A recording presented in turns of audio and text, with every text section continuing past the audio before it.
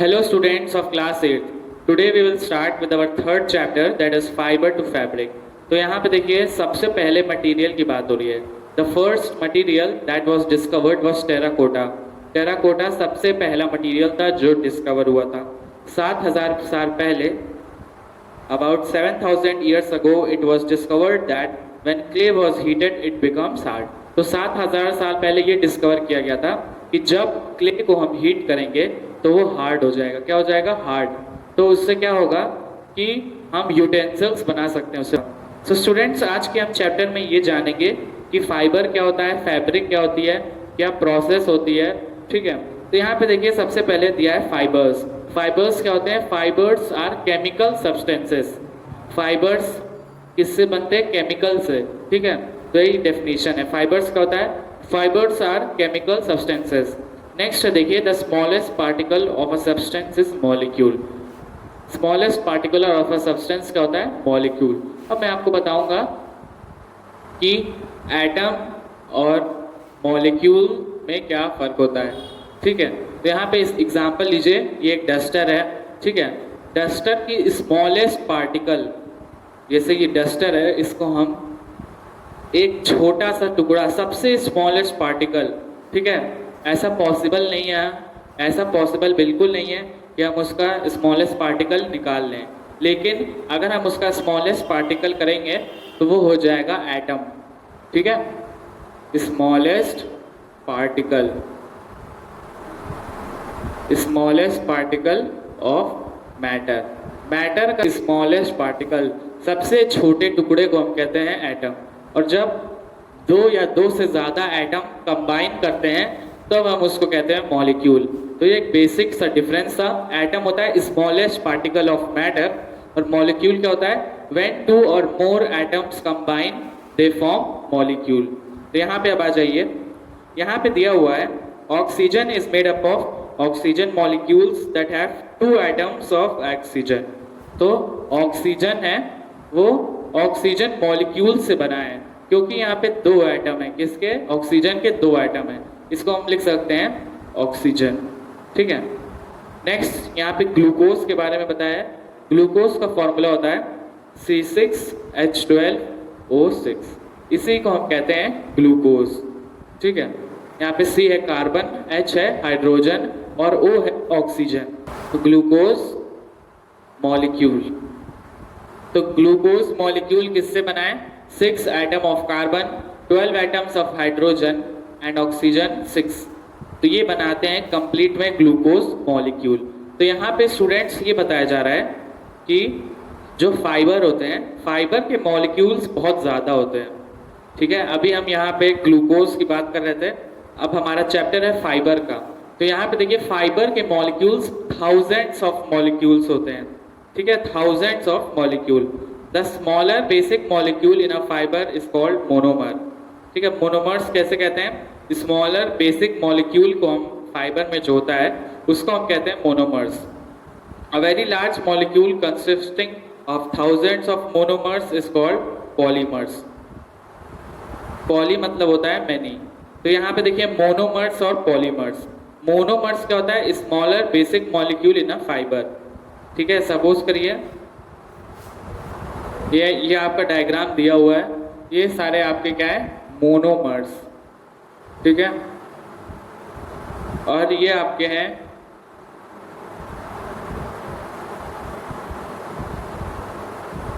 ये सारे मॉलिक्यूल्स दिए हुए हैं, ये आपका है पॉलीमर. ठीक है, तो ये बेसिक डिफरेंस होता है मोनोमर्स और पॉलीमर्स में. ठीक है, there are 2 kinds of synthetic fibers, the regenerated synthetic fibers and true synthetic fibers. तो synthetic fibers भी 2 तरह के होते हैं. एक तो होता है regenerated और एक होता है true synthetic fiber. A regenerated synthetic fiber is made from natural material. तो यहाँ पे देखिए regenerated synthetic fiber, synthetic fibre. ये होता है नेचुरल. क्या होता है ये? नेचुरल फाइबर होता है, जैसे रेयॉन. ठीक है, और नेक्स्ट है आपका true synthetic true synthetic fibre, ये आपका होता है केमिकल फाइबर। ठीक है, किससे बनता है ये? केमिकल से। ये नेचुरल फाइबर होता है, ये केमिकल फाइबर होता है। इसका एग्जांपल है नायलॉन। ठीक है, तो यहाँ पे देखिए हमने बात की एटम्स मॉलिक्यूल की। एटम्स होता है स्मॉलेस्ट पार्टिकल ऑफ मैटर, और मॉलिक्यूल क्या होता है? जब दो एटम मिल जाते हैं उसको हम कहते हैं मॉलिक्यूल। ऑक्सीजन 2 एटम से बनता है O2, वही ग्लूकोज मॉलिक्यूल होता है वो 6 carbon atoms, 6 carbon atoms.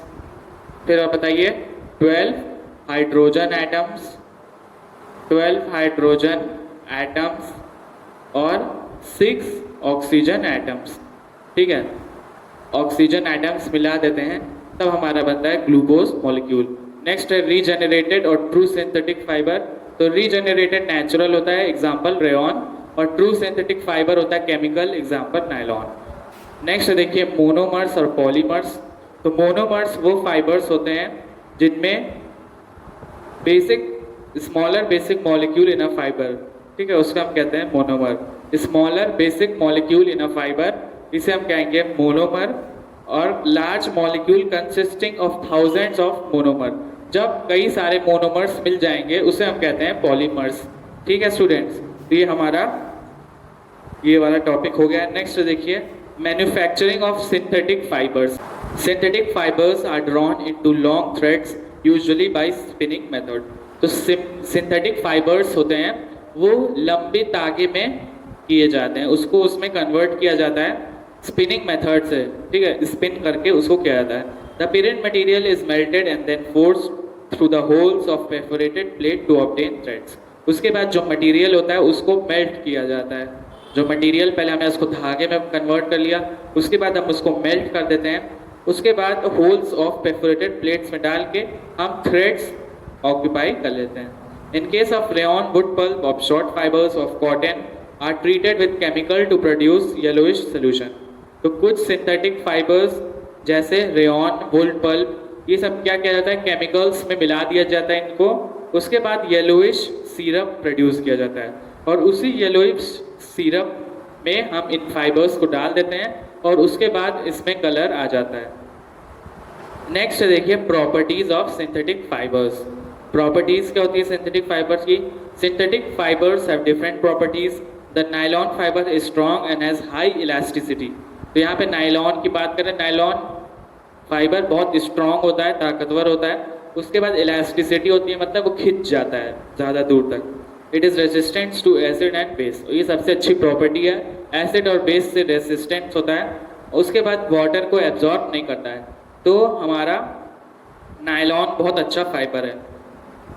Clothing made from nylon and polyester last longer and needs no iron. इससे हमें प्रेस भी नहीं करना पड़ता है और काफ़ी टाइम तक ये चल जाता है।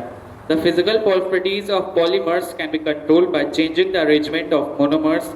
This is how several types of nylon fibres are made. तो यहाँ पे देखिए बता रहा है कि तो यहाँ पे देखिए बता रहा है कि जो प्रॉपर्टीज होती हैं पॉलीमर्स की उसको हम चेंज कर सकते हैं। कैसे चेंज कर सकते हैं? अगर हम मोनोमर्स का अरेंजमेंट चेंज कर दें। तो यहाँ पे देखिए लिखा है synthetic polymers can be design to have specific property. For example a parachute is made up of special type of nylon fibre. It is a woven nylon fabric which is extremely strong, durable and elastic. तो यहाँ पे बताया गया है कि हम कोई भी फाइबर्स की केमिकल प्रॉपर्टीज चेंज कर सकते हैं। कैसे चेंज कर सकते हैं? कि अगर हम उसके मोनोमर्स की जो अरेंजमेंट है उसको चेंज कर देंगे तो क्या होगा कि हमारा जो मटेरियल है उसकी भी प्रॉपर्टी चेंज हो जाएगी। तो यहाँ पे पैराशूट का एग्जांपल लिया है। पैराशूट की मोनोमर्स अरेंजमेंट चेंज कर दिया है, उससे क्या हुआ है कि वो स्ट्रॉन्ग, ड्यूरेबल, इलास्टिक हो गया है। उसके बाद देखिए rayon. Rayon can give properties which make it look similar to silk, cotton और वूल। तो फिर रेयॉन को हम प्रॉपर्टी दे सकते हैं ताकि वो सिल्क और कॉटन वूल की तरह दिख सके। It absorb moisture, does not shrink, is cool to wear. तो रेयॉन क्या करता है? मॉइस्चर को एब्जॉर्ब कर लेता है, श्रिंक नहीं होता है, मतलब सुकड़ नहीं जाता है। Synthetic fibres with a range of properties have been engineered in its use in mind. Most synthetic materials are light yet strong, absorb specific dyes, dry easily and require no light और ironing. तो synthetic fibres ज़्यादातर की क्या खासियत होती है कि ये स्ट्रॉन्ग होते हैं, उसके बाद जो केमिकल सोल्यूशन होता है उसको एब्जॉर्ब कर लेते हैं, इसकी वजह से उनका कलर भी चेंज हो सकता है। कॉमन सिंथेटिक फाइबर, इसको आपको याद करना पड़ेगा, रेयॉन है। उसके बाद देखिए यहाँ पे प्रिपरेशन है, प्रिपरेशन आप काट दीजिएगा। रेयॉन क्या है? The artificial silk prepared from cellulose is called rayon. तो एक आर्टिफिशियल सिल्क प्रोड्यूस किया जाता है किससे? सेल्यूलोज से, उसी को कहते हैं rayon. Rayon resembles silk in appearance and hence the name artificial silk। Rayon fibre silk की तरह होता है, इसीलिए हम इसको आर्टिफिशियल सिल्क भी कहते हैं। There are several varieties of rayon, but the one produced by viscous process is most important। तो यहाँ पे प्रिपरेशन दिया हुआ है, आप इसको छोड़ दीजिएगा। नेक्स्ट देखिए रेयॉन के यूज़ क्या क्या हैं, ठीक है। रेयॉन का यूज़ क्या है? रेयॉन जो है वो साड़ी बनाने में काम आता है, उसके बाद एप्रन्स, क्रैप्सेस, कैप्स, ये सब भी बना देता है। उसके बाद it is used is medicinal field for making gauze, for making bandages and linked for dressing wounds. उसके बाद वो मेडिकल फील्ड्स में भी यूज़ होता है, गॉज बनाने के लिए या बैंडेज बनाने के लिए भी यूज़ होता है।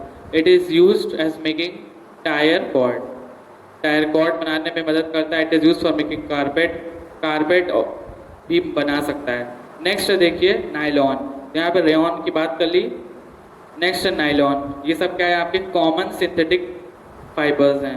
पहले हमने यहाँ पे रेयॉन की बात की है, उसके बाद देखिए हमने यहाँ पे नायलॉन अब हम पढ़ रहे हैं, ठीक है। ये सारे कुछ कॉमन सिंथेटिक फाइबर्स हैं। नायलॉन क्या है?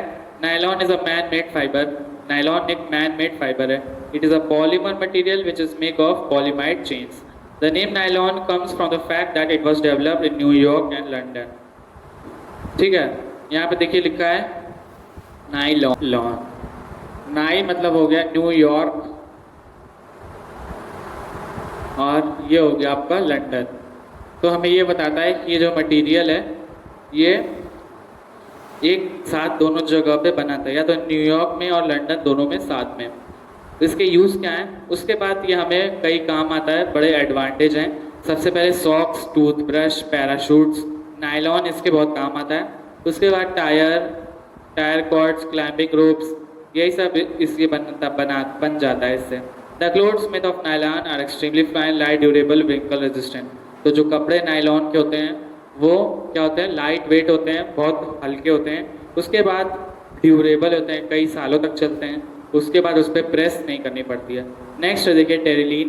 Terylene is a synthetic fibre, it is a texture more like a wool and very popular for suit. तो टेरिलीन क्या है? एक सिंथेटिक फाइबर है, ठीक है, और वो वूल की तरह दिखता है। कैसे? आपने वूल तो देखा ही होगा, वो वूल की तरह दिखता है और ज़्यादातर सूट्स बनाने में काम आता है। ये सब इसकी प्रॉपर्टीज़ हैं, ये आप देख लीजिएगा। उसके बाद नेक्स्ट है Orion. Orion, acrylic and Cashmilon. Orion, Acrean and Cashmerian are newer synthetic fibers. They are consisted as substitute for wool। तो Orion, Acrelian और Cashmerian ये सारे जो फाइबर हैं वो अभी नए नए आए हैं, ठीक है, ज़्यादा उनको टाइम नहीं हुआ है, नए नए आए हैं और वो वूल को रिप्लेस कर दिया है। वूल जो फाइबर है उसको रिप्लेस कर दिया है। नेक्स्ट देखिए इलास्टिसिटी। इलास्टिसिटी मतलब होता है कि खिंचाव। अगर हम एक इलास्टिक आपने देखी होगी, अगर हम एक इलास्टिक को खींचेंगे तो वो अपनी पोजीशन से दूर तक जाएगी। उसके बाद जब हम उसको छोड़ देंगे, फ्री में छोड़ देंगे, फ्री स्टेट में आएगी, तो वो वापस अपनी ओरिजिनल शेप में आ जाएगी। इसी को हम कहते हैं elasticity. Elasticity is a property by which a fibre tends to go back at its original length after being stretched. यहाँ पे मैंने इलास्टिक का एग्जाम्पल दिया था। जब इलास्टिक को हम खींचते हैं तो वो अपनी पोजीशन से बढ़ जाती है और जब हम उसे फ्री स्टेट में कर देते हैं तो वो वापस अपनी पोजीशन पे आ जाती है। इसी को हम कहते हैं elasticity. Garments that are made of elastic fibres tend to keep their shape. तो वो गारमेंट या कपड़े जो इलास्टिक फाइबर्स से बनते हैं वो हमेशा अपना शेप को लूज नहीं करते हैं। Other synthetic fibres. Other synthetic fibres आपके क्या क्या हैं? पहला है आपका plastic. Plastics are wonderful materials that are made up of crude oil, natural gas, limestone and salt. तो आपका प्लास्टिक किससे बनता है? Plastic crude oil, natural gas, limestone, इन सब चीज़ों से प्लास्टिक बनता है। ये आपका चैप्टर है, आपको इसमें याद करना है। इस चैप्टर में कुछ समझाने वाला नहीं है, बस आपको याद करना है। Plastics can be made hard as a stone, transparent as glass, light as wood and elastic as rubber.